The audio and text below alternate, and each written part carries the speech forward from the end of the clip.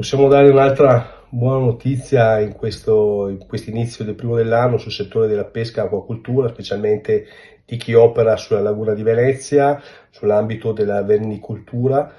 ossia come regione si è deciso Dipartimento Pesca, con l'assessore Corazzari si è deciso di portare una riduzione del 15% dei canoni, del canone annuale appunto per il 2025 delle varie concessioni di gestione appunto delle aree e degli spazi acquei nella laguna di Venezia, gestiti come sappiamo da Veneto Agricoltura. È un altro passo avanti nell'attenzione di questo settore, un settore importante che ovvio, come tanti altri settori del mondo della pesca, sta soffrendo in maniera importante. I vari settori, sappiamo, colpiti da tutta una serie di fattori climatici, dalle mucillagini, la presenza del granchio blu e chi ne ha più ne metta, fa sì che siano in grossa difficoltà e in forte sofferenza, e dunque anche questi segnali di riduzione dei canoni possono essere utili ai vari concessionari e al mondo della pesca. Pertanto una riduzione che va in questa direzione, che tra l'altro non era sicuramente richiesta, perché i concessionari non avevano posto l'attenzione su questo, ma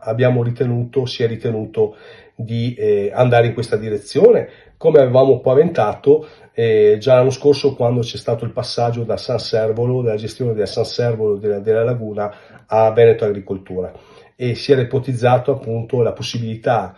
se fossero stati visti appunto tutta una serie di parametri, di essere andati in questa direzione. Promessa mantenuta, diciamo così, e forte anche di questa situazione appunto problematica a 360 gradi, credo che questa sia una risposta importante, come quella che abbiamo posto all'attenzione durante la fase di bilancio della Regione del Veneto, in cui sono stati messi a terra, ricorderemo, quasi 19 miliardi, e di cui 1 milione di euro spalmato nelle 3 annualità, dunque saranno 3 milioni nell'ambito appunto delle problematiche di Cogevo. Ricorderemo la protesta simbolica, ma la manifestazione che è venuta anche a Venezia da parte appunto di Vongolari,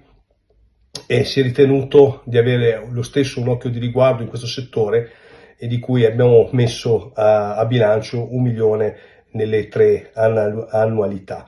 E dunque questo credo che sia un altro segnale importante di un settore che anch'esso in forte difficoltà, in forte sofferenza. Dunque a maggior ragione credo che l'attenzione da parte della Regione, da parte nostra, sia al massimo, e cercheremo in tutte le maniere di porre tutte le attenzioni del caso. Dobbiamo mantenere e tutelare le nostre tradizioni, dobbiamo mantenere e tutelare le nostre specificità, le nostre peculiarità, e soprattutto dobbiamo mantenere queste realtà lavorative importanti, marinerie che danno veramente un forte impatto sociale, e dunque a maggior ragione noi dobbiamo tutelarlo a 360 gradi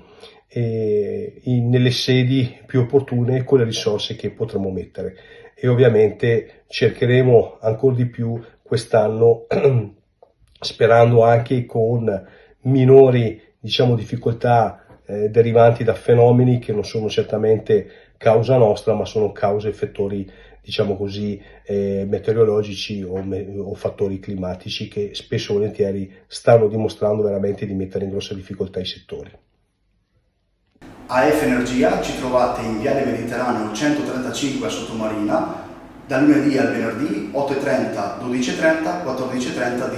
18.30. Offriamo il servizio luce, gas, prezzo fisso, prezzo variabile, telefonia, fibra o ADSL per famiglie, imprese e condomini. Qui da noi potete effettuare anche il pagamento delle vostre bollette a una commissione ridotta di 1,30 euro.